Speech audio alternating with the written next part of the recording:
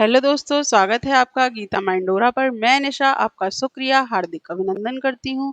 दोस्तों, आज हम बात करेंगे सीडीपी के कुछ मोस्ट इम्पॉर्टेंट क्वेश्चन के बारे में, जो कि आपके super TET, C TET, MP TET और यूपी टेट जैसे एग्जाम में पूछे जाते हैं।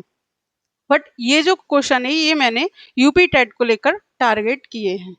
आपका फर्स्ट क्वेश्चन है, सामाजिक अधिगम सिद्धांत किस मनोवैज्ञानिक से जुड़ा है? पियाजे, बंडूरा, वाइगोत्स्की या स्किनर? तो इसका सही आंसर है बंडूरा। जो आपके पियाजे हैं उन्होंने आपका संज्ञानात्मक विकास दिया है। कौन सा विकास दिया है? संज्ञानात्मक विकास दिया है। जो आपके वाइगोत्स्की हैं इन्होंने आपका सामाजिक सांस्कृतिक विकास दिया है। सामाजिक सांस्कृतिक विकास का सिद्धांत दिया है। सामाजिक सांस्कृतिक विकास का सिद्धांत दिया है। और जो आपके स्किनर हैं इन्होंने क्रिया प्रसूत का सिद्धांत दिया है। इन्होंने क्रिया प्रसूत का सिद्धांत दिया है। जो हमारा सामाजिक अधिगम का सिद्धांत है ये आपका बंडूरा ने दिया है। इसी को हम सामाजिक अधिगम सिद्धांत कहते हैं। बंडूरा के सिद्धांत में इन्होंने एक बोबोडॉल थी, उसको एक बोबोडॉल रखी और उस एक अडल्ट व्यक्ति था जो वो उस पर आक्रामक व्यवहार कर रहा था। तो बच्चे भी ये ऑब्जर्व कर रहे थे कि जो अडल्ट है वो उसको मार रहा है। तो बच्चों ने भी अवलोकन करके यही व्यवहार किया। फिर थोड़ी देर बाद अडल्ट जो था, जब वो बोबोडॉल को मार रहा था तब उस अडल्ट को भी पनिशमेंट दी गई। जब जो बच्चे थे उन्होंने देखा कि हमें ये आक्रामक व्यवहार करने से हमें पनिशमेंट मिल सकती है, इसीलिए हम इस व्यवहार को दोबारा रिपीट नहीं करेंगे। और इसी से बंडूरा ने देखा कि बच्चे जो हैं वो हमारे आसपास के जो भी होता है उसी से अधिगम करते हैं। इन्होंने अपनी थ्योरी में 4 चरण दिए, जो कि आपके 4 चरण दिए, जो कि आपका था अटेंशन। इसमें इन्होंने बताया कि हम हमारे आसपास जो हम देख रहे हैं, जो हम सीख रहे हैं, उसको हम ध्यान से देखें, क्योंकि सीखने के लिए हमें ध्यान से देखना जरूरी है। जो आपका दूसरा था वो था रिटेंशन।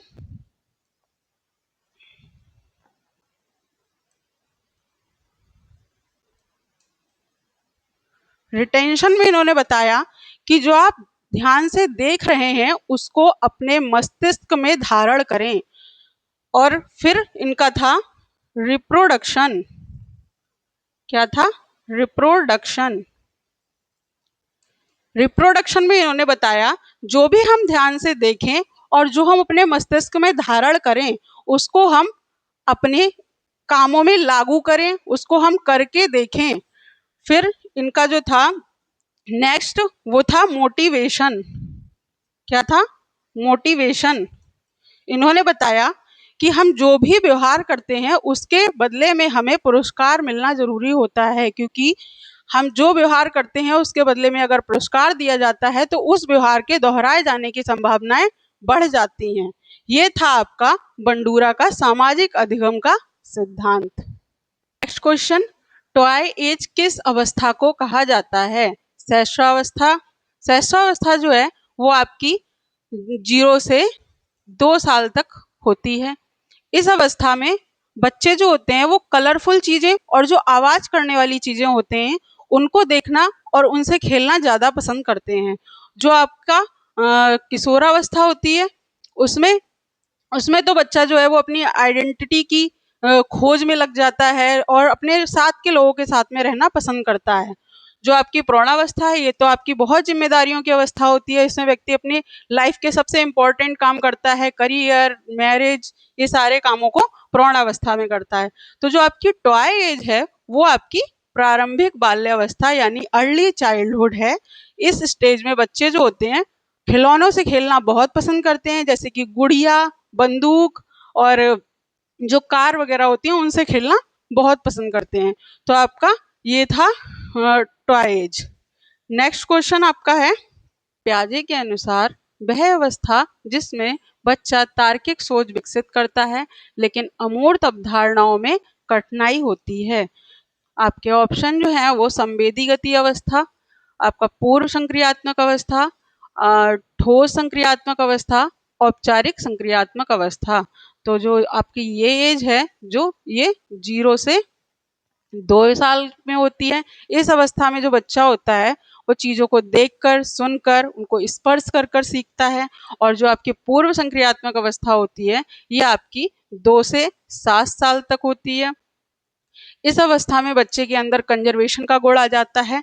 जैसे कि 2 ग्लास रखे हैं उसके सामने, एक छोटा और एक बड़ा, दोनों में पानी जो है वो सेम है, तो बच्चा समझ जाता है कि ग्लास के साइज चेंज करने से उनके अंदर की जो पानी की क्वांटिटी है वो कम या ज्यादा नहीं है, वो बराबर है। तो उसके अंदर ये संरक्षण का गुण आ जाता है।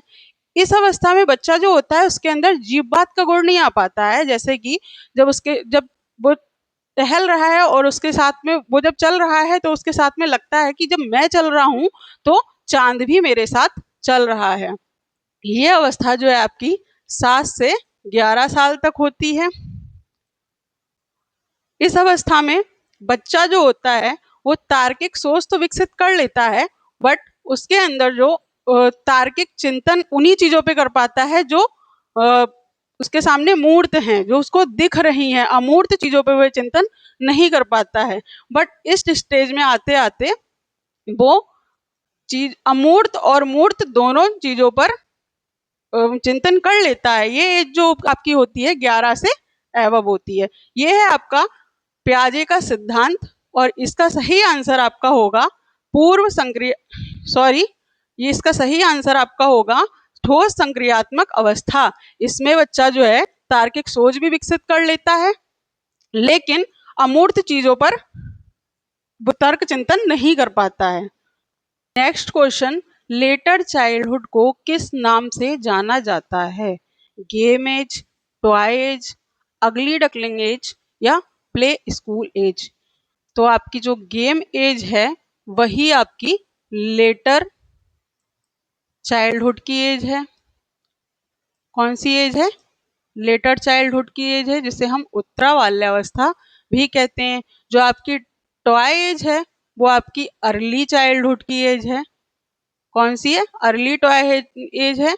और ये आपकी अगली डकलिंग एज जो है वो भी आपकी लेटर चाइल्डहुड की एज को हम अर्ली डकलिंग एज कहते हैं। अर्ली डकलिंग एज क्या है?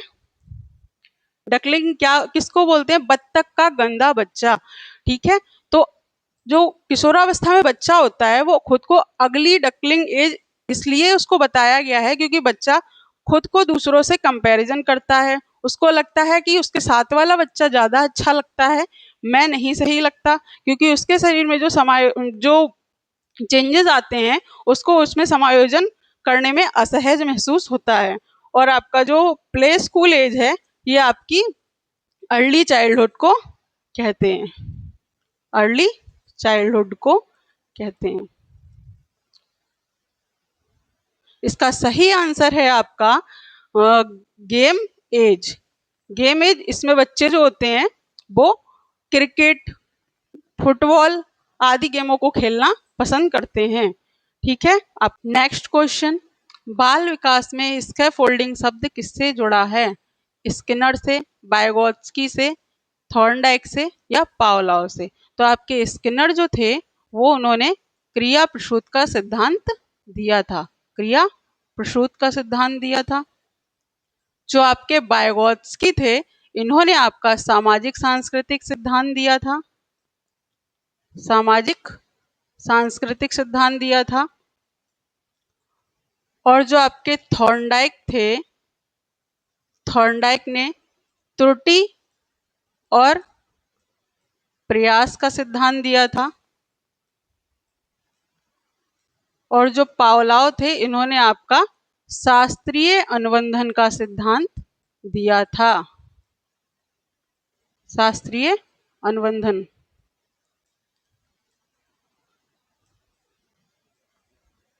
जो आपके वाइगोत्स्की थे वो उन्होंने सामाजिक सांस्कृतिक विकास दिया। इन्होंने अपने विकास में 4 चरण दिए। वो 4 चरण में सबसे पहला आपका ZPD, zone of proximal development. इन्होंने इसमें बताया कि जब बच्चा कोई काम स्वयं कर रहा है और वो उस काम को नहीं कर पा रहा है, उसे उसमें किसी की हेल्प मिल जाए, उसके अभिभावक या उसके मित्र या साथ या उसका शिक्षक, अगर उन्हें उसकी हेल्प कर दी जाए तो वह उस कार्य को जल्दी सीख सकता है और फिर वह स्वयं भी कर सकता है। नेक्स्ट जो है इन्होंने बताया इसके फोल्डिंग। इसके फोल्डिंग में इन्होंने बताया कि जब बच्चा कुछ सीख रहा है उस दौरान उसको अस्थायी रूप से कोई मदद दे दी जाए और उस मदद को धीरे धीरे कम कर दिया जाए, तब बच्चा जल्दी सीख सकता है। फॉर एग्जाम्पल, जब आप छोटे थे, आप साइकिल सीख रहे और आपको पीछे से कोई साइकिल पकड़ के आपके माता पिता सिखा रहे थे, फिर जब आप साइकिल चलाना सीखने लगे, बैलेंस करना सीखने लगे, फिर आपके मम्मी पापा ने उसको पीछे से साइकिल छोड़ दिया, फिर आप धीरे धीरे साइकिल चलाना सीख गए, तो क्या हुआ कि आपको उस अस्थायी हेल्प से आप साइकिल चलाना जल्दी सीख पाए। तो ये इन्होंने अपना स्कैफोल्डिंग में बताया। Role of import role of language, इन्होंने बताया कि बच्चा जो है वो भाषा के माध्यम से भी सीखता है। बच्चा जब छोटा होता है तो आपने देखा होगा वो खुद से बातचीत करते करते खेलता है और उसके द्वारा भी सीखता है। फिर उन्होंने बताया सोशल इंटरेक्शन। जब सामाजिक अंतःक्रिया, बच्चा जो होता है वो समाज के लोगों के साथ में उठता बैठता है, अपने साथ के लोगों के साथ खेलता है, तब वह ज़्यादा अच्छे से सीख सकता है। तो इन्होंने जो स्कैफोल्डिंग शब्द है वो किससे जोड़ा है? सामाजिक सांस्कृतिक विकास से। और ये सामाजिक सांस्कृतिक विकास किसका है? हमारे वाइगोत्स्की का। तो आपका ये था वाइगोत्स्की का सिद्धांत। नेक्स्ट क्वेश्चन जो है आपका, अगली डकलिंग एज किस कारण से कहा जाता है? बच्चा खेलों में भाग लेता है, डांट टूटने के कारण चेहरा भद्दा लगता है, बच्चा भाषा सीखता है, बच्चा अनुकरण करता है। तो इसका सही आंसर है दांत टूटने के कारण चेहरा भद्दा लगता है। ये जो होता है आपका अगली डकलिंग एज जो है वो किसको कहते हैं? आपकी उत्तरा बाल्यावस्था को। किसको कहते हैं? उत्तरा बाल्यावस्था को। इस स्टेज में जो है बच्चे के अंदर शारीरिक परिवर्तन आते हैं, जिससे वह समायोजन करने में असहज महसूस करता है, लोगों से खुद को अलग महसूस करता है। उसके साथ के जो बच्चे होते हैं उसको लगता है वह ज़्यादा अच्छा लगता है, मैं इतना अच्छा नहीं लगता। इसमें जो परिवर्तन होते हैं शारीरिक, उसमें दांत भी टूटते हैं, किसी के बच्चे के दांत पहले टूटते हैं, किसी के बाद में टूटते हैं, तो वो अपने से दूसरे बच्चे को कंपेयर करता है कि वो ज़्यादा अच्छा लग रहा है, मैं कम अच्छा लग रहा हूँ। तो ये जो है आपकी उत्तरा बाल्यावस्था में होता है। नेक्स्ट क्वेश्चन, निम्नलिखित में से कौन सा विकास का सिद्धांत नहीं है? विकास पूर्वानुमान्य है, विकास सभी बच्चों में समान होता है, विकास सर से पांव तक होता है, विकास सतत होता है।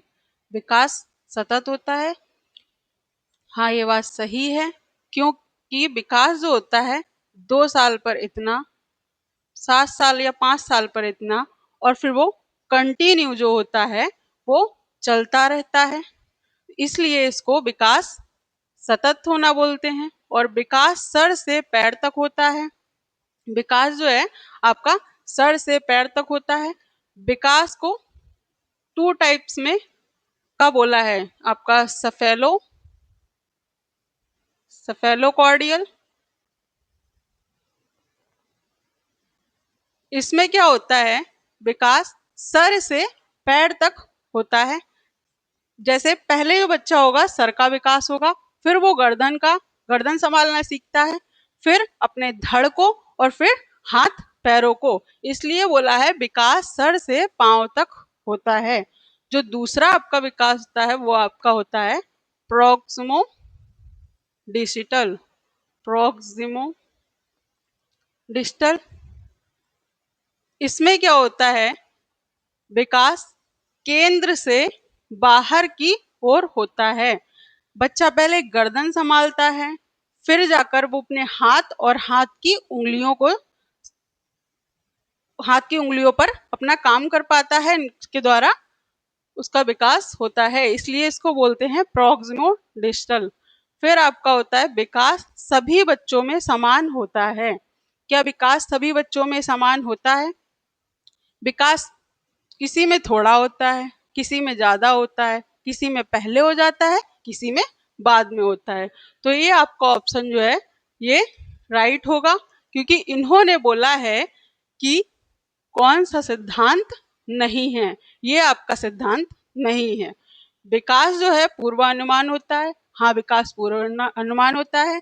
बोलते हैं कि पूत के पैर पालने में, तो इसलिए जो है विकास पूर्व अनुमान होता है। Next question, childhood is a unique time period किसने कहा है?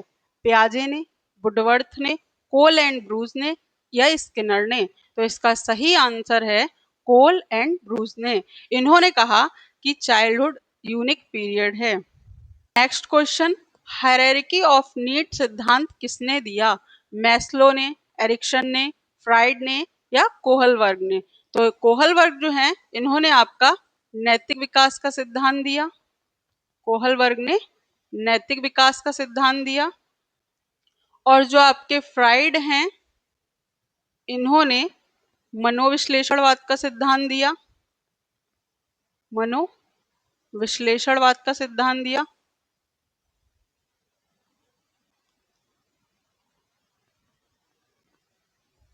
मनोविश्लेष और जो आपके एरिक्सन हैं उन्होंने मनोसामाजिक विकास का सिद्धांत दिया। कौन सा दिया? साइको सोशल थ्योरी दी, मनोसामाजिक विकास का सिद्धांत दिया। और जो आपके मैस्लो हैं इन्होंने आपकी दी हायरार्की ऑफ नीड या आवश्यकता का सिद्धांत। इस सिद्धांत में इन्होंने सबसे पहले बताया कि व्यक्ति जो होता है उसकी सबसे पहली आवश्यकता कौन सी होती है? तो शारीरिक आवश्यकता। कौन सी होती है? फिजियोलॉजिकल नीड, शारीरिक आवश्यकता। इसमें व्यक्ति को क्या चाहिए? सबसे पहले रोटी, कपड़ा, मकान। व्यक्ति को सबसे पहले क्या चाहिए? उसको खाने के लिए हो, उसको कुछ पहनने के लिए हो और उसके रहने के लिए छत हो। इनका नेक्स्ट जो आपका था सुरक्षात्मक या सेफ्टी नीड।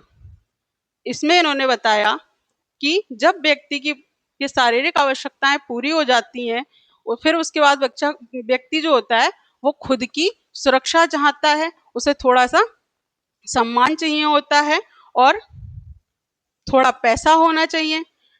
इसके बाद में आपकी जो आती है लव एंड बिलोंगिंगनेस, प्रेम और स्नेह। जब ये दोनों नीड पूरी हो जाती हैं उसके बाद में व्यक्ति को चाहिए कि उसे लोगों से प्यार मिले, अपनापन मिले और स्नेह मिले। फिर जब ये सारी नीड पूरी हो जाती हैं उसके बाद में व्यक्ति जो है वो अपना वास्तविक यानी सेल्फ एक्चुअलाइजेशन चाहता है, उसका वास्तविक कोई व्यक्तित्व हो, ठीक है, उसकी कोई पहचान हो, उसे लोग उसके नाम से जाने। ये जो था आपका मैस्लो का सिद्धांत था जिसमें इन्होंने आपकी 4 आवश्यकताएं बताई हैं, ठीक है। जो आपका नेक्स्ट क्वेश्चन है वो है संवेगात्मक क्रांति का संबंध किस अवस्था से है?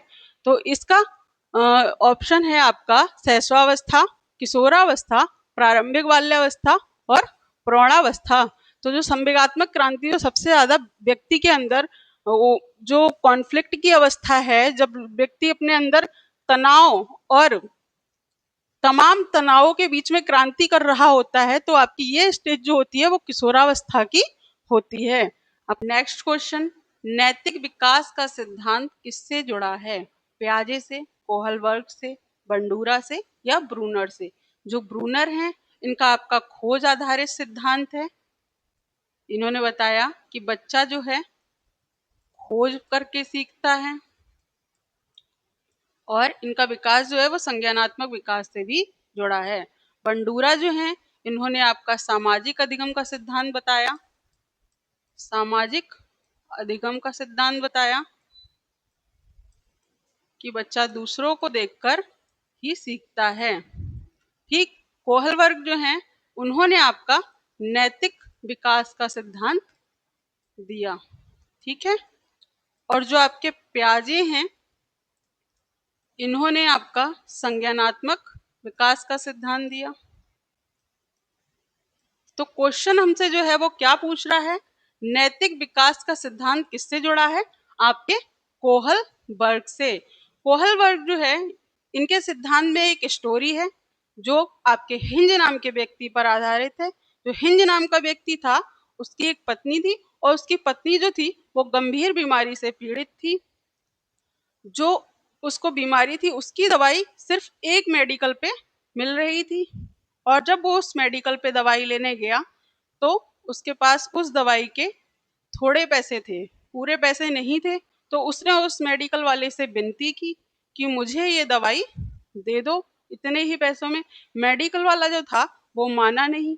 फिर जो हिंज था वो डिलेमा में आ गया कि अब मैं करूं तो क्या करूं, क्या मुझे इस दवाई को चुरा लेना चाहिए जिससे मैं अपनी पत्नी की जान बचा सकूं। तो ये थी आपकी कोहलबर्ग की स्टोरी। इन्होंने कोहलबर्ग ने जो है अपनी थ्योरी में 3 तो लेवल दिए हैं और 6 चरण दिए हैं। आपके जो लेवल हैं वो हैं आपके पूर्व परंपरागत, पूर्व परंपरागत। इसके अंदर आपके आता है, इसके जो चरण हैं वो आपके 2 हैं। एक है आपका दंड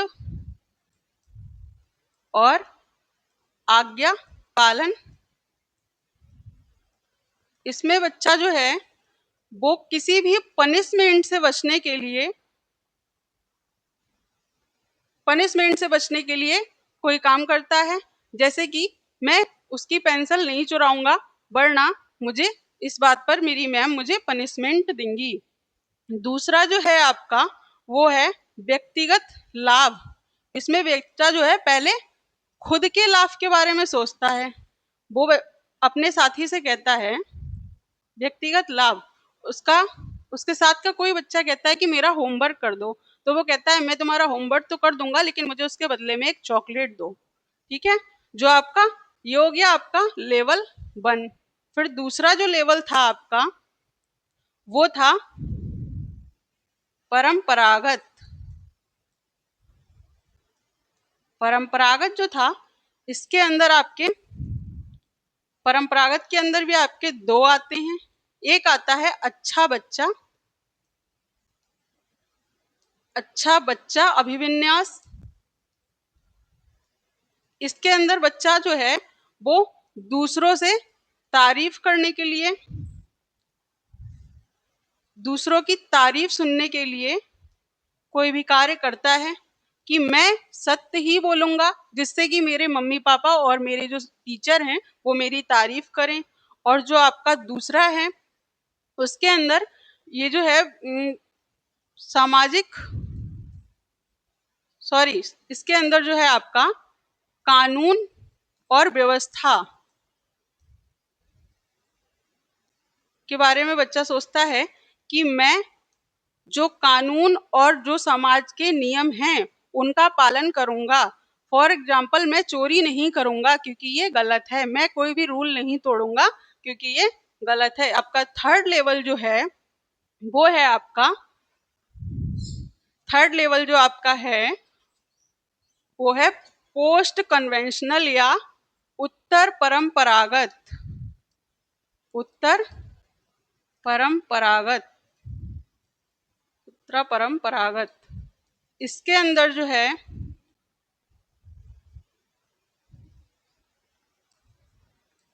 पूर्व उत्तर परंपरागत के अंदर आता है आपका सबसे पहले सामाजिक अनुबंधन का सिद्धांत, इसमें जो व्यक्ति होता है वो सामाजिक हित में जो काम होते हैं वो करता है।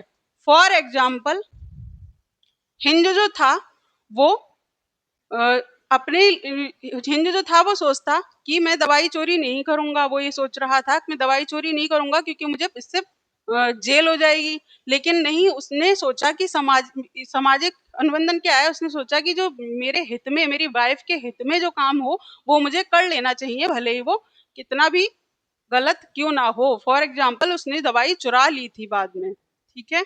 जो आपका इसका जो उत्तर परंपरागत का जो दूसरा सिद्धांत था वो सार्वभौमिक नैतिकता पर आधारित था। किस पर आधारित था? सार्वभौमिक नैतिकता पर आधारित था। इसके अंतर्गत क्या है कि व्यक्ति जो है वो अपने मानवतावादी और नैतिकता पर ध्यान देता है। फॉर एग्जाम्पल, कि जब वो जा रहा है कहीं भी और कोई इमरजेंसी हो गई है, उसको फिर इमरजेंसी के लिए कोई रूल, ट्रैफिक रूल भी तोड़ने पड़े तो वो तोड़ देता है, क्योंकि उसको किसी का एक्सीडेंट हो गया है या कोई भी दुर्घटना हो गई है, उसको उसे बचाना है। ये आपका सार्वभौमिक नैतिकता का सिद्धांत था। और ये सारे जो 3 आपके लेवल और 6 चरण हैं वो आपके कोहल वर्ग की थ्योरी में आते हैं। ठीक है। आपका जो नेक्स्ट नेक्स्ट क्वेश्चन है वो है आपका, भाषा विकास का सिद्धांत किसने दिया है? आपके स्किनर ने, नोम चॉम्स्की ने, पावलोव ने या बायगॉत्स्की ने? तो इसका जो सही आंसर है नोम चॉम्स्की ने।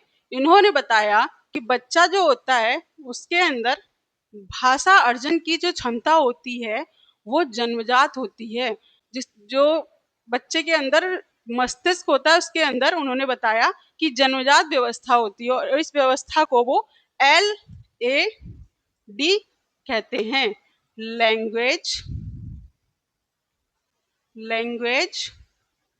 Acquisition device. इन्होंने बताया कि बच्चे के मस्तिष्क में जन्म से ही ये डिवाइस होती है जिसके द्वारा बच्चा भाषा सीखते हैं। बच्चा कभी भी हमेशा किसी की नकल करके ही भाषा को नहीं सीखते हैं। आपने देखा होगा कि वो कुछ वर्ड तो ऐसे बोल देते हैं जो उन्होंने कभी सुने ही नहीं है। तो इन्होंने ये भाषा पर आधारित उनका नॉम चॉम्स्की का सिद्धांत है।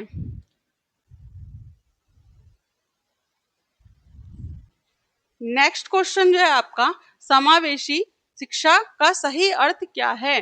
केवल प्रतिभाशाली बच्चों की शिक्षा, केवल दिव्यांग बच्चों की शिक्षा, विविध शिक्षार्थियों को साथ में शिक्षा देना या विशेष विद्यालय में शिक्षा? तो इसका सही आंसर होगा विविध शिक्षार्थियों को एक साथ शिक्षा देना, इंक्लूसिव एजुकेशन होता है। जो बच्चे आर्थिक रूप से वंचित हैं या सामाजिक रूप से वंचित हैं या वो मंद बुद्धि या वो प्रतिभाशाली बच्चे हैं, सारे बच्चों को एक साथ शिक्षा देना ही आपका समावेशी शिक्षा का उदाहरण है। नेक्स्ट क्वेश्चन जो आपका है वो है, जन्म के समय नवजात शिशु के मस्तिष्क का भार लगभग कितना होता है? 250 ग्राम, 350 ग्राम या 500 ग्राम या 150 ग्राम? तो इसका सही आंसर होगा आपका 350 ग्राम। ये जो आपका वेट है मस्तिष्क का, ये तो आपके नवजात शिशु का होता है। जो अडल्ट का मस्तिष्क का भार होता है वो आपका 1300 से 1400 ग्राम होता है। ठीक है। ये आपका मस्तिष्क का भार है। नेक्स्ट क्वेश्चन जो आपका होगा वो होगा, अधिगम में रेडीनेस का सिद्धांत किस पर बल देता है? शिक्षार्थी की प्रेरणा, शिक्षार्थी की आयु या शिक्षक की तैयारी या संसाधनों की उपलब्धता? तो इसका सही आंसर है शिक्षक की तैयारी। ये आपका जो सिद्धांत है वो आपका थॉर्नडाइक का सिद्धांत है। किसका सिद्धांत है? थॉर्नडाइक का सिद्धांत है। इन्होंने अपने सिद्धांत में 3 नियम दिए, जिसमें आपका लॉ ऑफ, इसमें इन्होंने बताया कि लॉ ऑफ रेडीनेस, ठीक है, तत्परता का सिद्धांत, इसमें इन्होंने बताया कि जब व्यक्ति सीखने के लिए तत्पर होता है, मतलब सीखने के लिए अगर हम तैयार हैं, तब हमें कोई ज्यादा आसानी से सिखा सकता है और हमारे सीखने की गति जो है वो तेज हो सकती है। फिर इनका जो सेकंड सिद्धांत था आपका लॉ ऑफ एक्सरसाइज, इसमें इन्होंने बताया लॉ ऑफ एक्सरसाइज, इसमें इन्होंने बताया कि जब बच्चा है वो जब बार बार अभ्यास करता है किसी भी चीज की, अगर ये जो हमने आपके लिए ये क्वेश्चन तैयार किए हैं, इनकी आप बार बार एक्सरसाइज करेंगे, बार बार इनका अभ्यास करेंगे, तब ये क्वेश्चन आपको जल्दी समझ आएंगे। जो आपका ये थर्ड इनका सिद्धांत था law of effect, law of effect, जब हम अच्छे से सीख लेते हैं तो उसका प्रभाव भी अच्छा होता है, अच्छी सीख का परिणाम भी अच्छा होता है। ये आपका थॉर्नडाइक का सिद्धांत था जिसमें इन्होंने आपके 3 नियम दिए। ये आपका नेक्स्ट क्वेश्चन, नेक्स्ट क्वेश्चन जो आपका है, सहसावस्था सीखने का आदर्श काल है, यह किसने कहा आपके? बैलेंटाइन ने, प्याजे ने, थॉर्नडाइक ने या स्किनर ने? तो इसका आपका सही आंसर है बैलेंटाइन ने, ये बैलेंटाइन का कथन है। नेक्स्ट क्वेश्चन, किस मनोवैज्ञानिक ने अधिगम में प्रोत्साहन के महत्व पर बल दिया? तो ये आपका ऑप्शन है स्किनर, प्याजे, वाइगोत्स्की या एरिक्सन। तो आपके इसका सही आंसर है स्किनर। स्किनर जो है इन्होंने पुनर्वलन पर महत्व दिया। पुनर्वलन जो आपका है वो 2 टाइप्स का होता है, पॉजिटिव और नेगेटिव। पॉजिटिव पुनर्वलन जो है, पॉजिटिव जो पुनर्वलन है उसमें क्या है कि जब बच्चा किसी भी कंपटीशन में पार्टिसिपेट करता है और उस पार्टिसिपेशन में उसको कोई सर्टिफिकेट या मेडल दिया जाए तो ये उसके लिए पॉजिटिव रिफोर्समेंट का काम करेगा। और जब हमें किसी परिणाम के बदले, किसी व्यवहार के बदले अच्छा परिणाम दिया जाए, हमें पुरस्कार दिया जाए, तो उस व्यवहार के दोहराने की संभावना जो होती है वो बढ़ जाती हैं। और आपका जो दूसरा है वो है आपका नेगेटिव। नेगेटिव में क्या होता है? नेगेटिव में होता है कि बच्चे को सिखाने के लिए जो हम उसकी अप्रिय कोई चीज है जो उसको नहीं पसंद है उसको हम हटा दें तो बच्चा जो है वो जल्दी सीखता है। अगर बच्चा पढ़ाई नहीं कर रहा है तो उसकी मम्मी कहेंगी, आपकी भी मम्मी कहती होंगी कि अभी तुम पढ़ाई नहीं कर रहे हो, शाम को पापा को आने दो, मैं तुम्हारी शिकायत करूंगी। ठीक है, तो आप उस शिकायत से बचने के लिए, उस डांट को, अपने डांट ना मिले पापा से, इसलिए आप पढ़ने बैठ जाते हो। तो आपकी मम्मी ने क्या किया? शिकायत नहीं की आपकी, तो क्या है, और आपने अप्रिय चीज को हटाया और अच्छे व्यवहार को अपने अंदर धारण किया। तो ये नेगेटिव क्या है? किसी भी अप्रिय चीज को हटाकर कुछ सीखना। ठीक है, ये आपके 2 तरीके के पुनर्वलन हैं।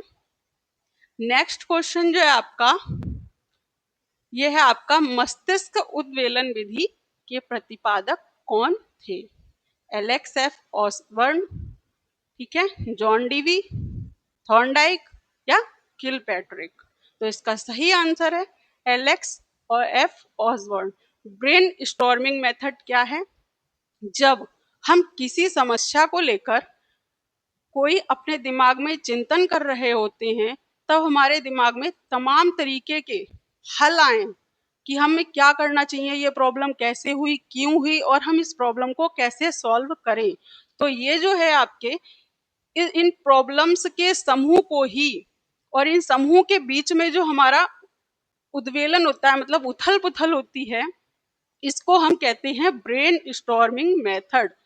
ब्रेन स्टॉर्मिंग मेथड में हमारे दिमाग में जो नवीन और रचनात्मक विचार आते हैं वही आपके ब्रेन स्टॉर्मिंग मेथड के भीतर आते हैं। जो आपका नेक्स्ट आंसर है,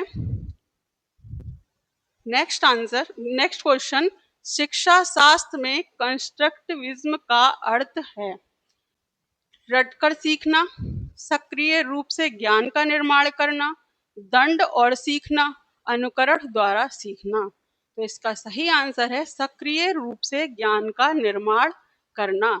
ये जो आपका सक्रिय रूप से ज्ञान का निर्माण करना, ये किसने कहा है आपका? प्याजे ने। प्याजे कहते हैं बच्चा जो है वो क्या है? Little scientist. बच्चा जो है वो अपने आप करके सीखता है, और बच्चे को जो हम नई नई चीजें करने के अवसर देते हैं, फिर जो उन क्रियाओं को करके जो भी सीखता है और उसके पास जो अनुभव आता है, प्याजे कहते हैं कि वो अनुभव जो है वो बच्चे का सबसे बड़ा शिक्षक है। इसलिए इन्होंने कहा है कि सक्रिय रूप से ज्ञान का निर्माण करना। नेक्स्ट क्वेश्चन जो है आपका, प्रगतिशील शिक्षा के जनक किसे माना जाता है? तो प्रगतिशील शिक्षा के जनक आपका जॉन डीवी, प्याजे, स्किनर, वाइगोत्स्की। इसका सही आंसर है जॉन डीवी। जॉन डीवी जब कहते हैं, इनका सिद्धांत जो है वो उस पर आधारित है कि लर्निंग बाय डूइंग। बच्चा जो है जब कुछ भी करके सीखता है, तब उसकी लर्निंग प्रोसेस जो होती है वो अच्छी होती है और वो देर तक उस चीज को याद रख पाता है। इनका सिद्धांत कहता है कि बच्चे को हम समस्याएं सॉल्व करने का अवसर दें। उनको कुछ भी अगर वो जानने की कोशिश कर रहे हैं, तो हम उनको डांटें नहीं, उनको समझाएं और उनको विभिन्न प्रकार के अवसर दें, जिससे कि बच्चा जो है वो करके सीख सके। तो ये थे आपके कुछ इम्पोर्टेंट क्वेश्चन जिनके बारे में आज हमने डिस्कशन किया। Thank you so much. अगर आपको हमारी वीडियो अच्छी लगी हो तो लाइक करें, पहली बार चैनल पर विजिट कर रहे हो तो सब्सक्राइब करें। Thank you so much.